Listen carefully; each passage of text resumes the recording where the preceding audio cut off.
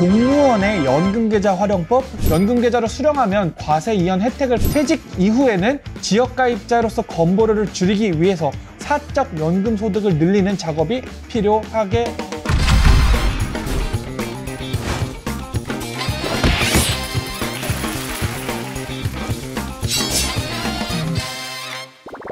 안녕하세요. 여러분의 소중한 연금, 세금으로부터 지켜드리는 절세 파이터 연금절세무사 1호 김규현 세무사입니다.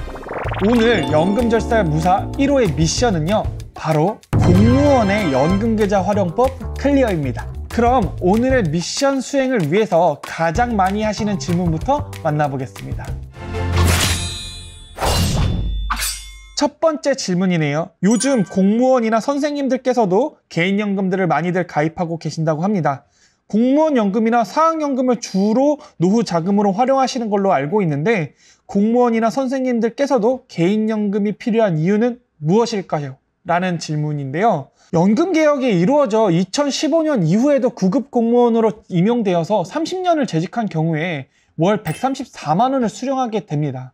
반면에 정부 통계에 따르면 주거비를 포함한 2명의 부부 기준 은퇴 이후의 적정 생활비는 월 336만 원 정도로 추정하고 있습니다. 즉, 공무원 연금만으로 노후 준비를 하시는 분들도 있지만 공무원 연금만으로는 노후 준비가 부족할 수도 있는 것이지요. 그렇다 보니까 최근에 젊은 공무원들도 사적 개인 연금을 많이들 가입하고 있습니다. 공무원도 근로소득자이므로 동일하게 세액공제 혜택을 받을 수 있고요. 나아가서는 ETF 같은 상품을 통해서 장기간 적립식 투자를 추구하는 경우도 많아졌기 때문입니다. 만약에 매월 30만 원씩 넣는다면 얼마를 수령할 수 있을까요?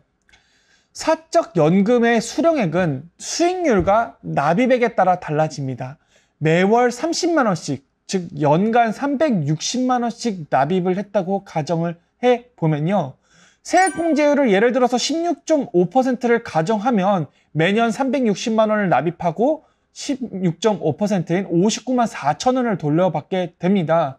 만약에 20년간 납입을 했다면 총 7,200만 원을 납입했을 것이고요. 이렇게 누적해서는 1,188만 원 정도를 20년간 나누어 매해 공제를 받았을 것입니다.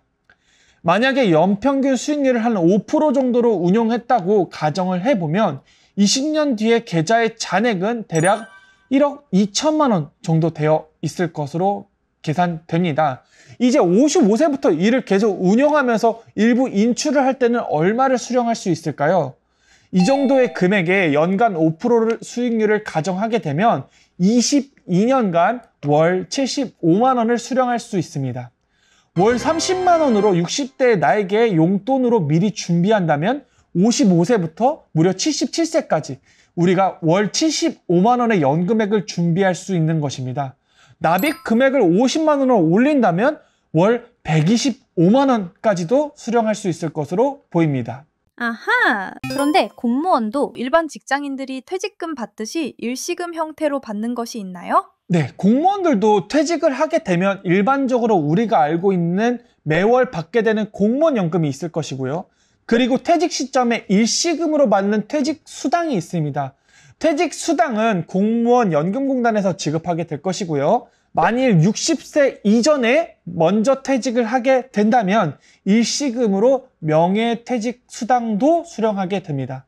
명예퇴직 수당은 소속된 기관, 교육청이나 시청 등에서 지급하게 됩니다. 아하! 그러면 공무원의 퇴직수당, 명예퇴직수당 수령 시 세금이 어떻게 부과되나요? 세금이 많이들 궁금해하시죠? 먼저 공무원 연금은 공적 연금으로 일부 원천 징수하고 연금소득세로 과세된 다음에 종합과세됩니다. 즉 다른 소득이 있다면 합산하여서 다시 신고하는 대상 소득이 되겠습니다. 명예퇴직수당의 경우에는 전액이 다 퇴직소득세 대상이 되겠고요. 퇴직수당의 경우에는 조금 특이합니다. 2002년 1월 1일을 기준으로 그 이전의 기여분에 대해서는 세금 없이 비과세 처리되는데요. 다만 2002년 1월 1일 이후에 기여분은 과세 대상이 되겠습니다. 그래서 퇴직소득세가 부과된다고 보시면 되겠습니다. 아하! 공무원의 퇴직수당 중 연금 계좌로 수령 가능한 금액을 어떻게 확인할 수 있나요? 연금 계좌로 수령하면 과세 이연 혜택을 받게 되는데요. 퇴직수당과 명예퇴직수당 전액이 아니라 퇴직소득세가 과세된 부분에 한해서만 납입이 가능하게 됩니다. 우리가 퇴직수당을 받게 되면 퇴직소득세가 발생된 금액에 대해서는 퇴직 시점에 원청징수 영수증을 발급받아 볼 수 있습니다. 즉 우리가 퇴직소득 원청징수 영수증을 발급받아 해당 서류에 작성된 그 금액에 대해서만 퇴직소득으로 과세되는 것이고요. 영수증에 포함되지 않은 금액은 완전히 비과세 처리된 것으로 이해할 수 있습니다. 다만 주의해야 할 점은 퇴직소득세 계산 시 근속기간에 대한 감면이 적용되어서 세금이 아예 없는 경우도 발생할 수 있거든요.